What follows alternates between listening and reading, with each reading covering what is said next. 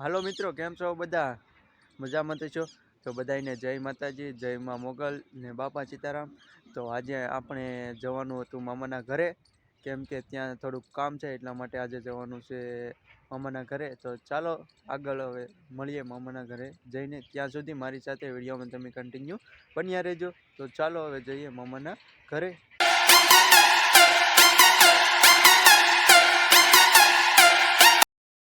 તો ફાઇનલી મિત્રો, આપણે જ્યાં જવાનું હતું ત્યાં આપણે આવી ગયા છીએ. તમે વિડીયોમાં જુઓ છો એ છે આપણા મામાની વાડી. તો આપણે આવવાનું હતું મામાની વાડીએ. તો વાડીએ તો કોઈ નથી, એટલા માટે આપણે હવે બીજી વાડીએ જઈશું.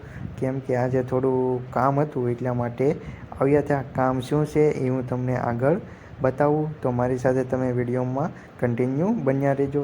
તો ચાલો હવે જઈએ આપણે બીજી વાડીએ. ફાઇનલી આપણે બીજી વાડીએ આવી ગયા છીએ અને તમે વિડીયોમાં જોઈ શકો છો કે આપણે જે કામ કરવાનું હતું એની તૈયારી પણ શરૂ થઈ ગઈ છે. આ છે ફૂંકણી, ઘઉંની ફૂંકણી.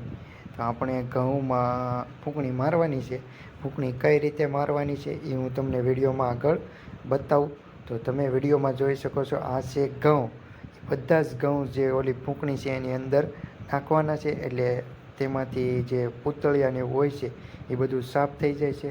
તો તમે જોઈ શકો છો ફૂલ તૈયારી થઈ ગઈ છે અને હું પણ હવે કામ કરવા જાઉં છું. તમે જોઈ શકો છો કે કામની શરૂઆત થઈ ગઈ છે. તમે જોઈ શકો છો 3 રીતે અલગ અલગ રીતે ઘઉં પડતા હતા. તો પવન બદલાયો છે, તો આપણી ફૂંકણીને પણ બદલાવી જોઈએ. તમે જોઈ શકો છો આપણી ફૂંકણીને બીજી જગ્યાએ લઈ જઈ રહ્યા છે.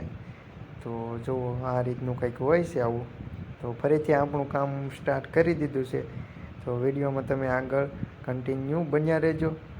તો તમે જોઈ શકો છો કે 2 ઢગલા થઈ ગયા છે, એમાંથી એક ઢગલામાં ફૂંકણીમાં ઉમેરવામાં આવે છે. એ તમને આગળ હું બતાવું કઈ રીતના બધી પ્રોસેસ હોય છે આની.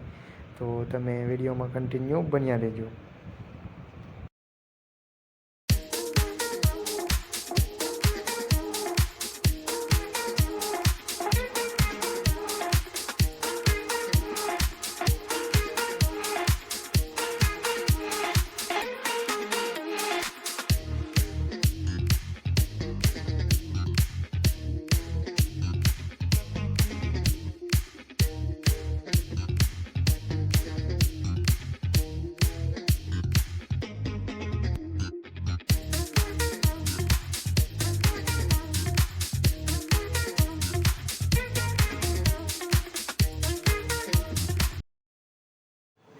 તો તમે વિડીયોમાં જોયું જ છે કે આ રીતનું કંઈક કામ હતું. તો એ કામ પૂરું થઈને પછી આ જે આપણે ઘઉં સાફ કર્યા છે એ બધાને એક ગુણો ભરવાની છે.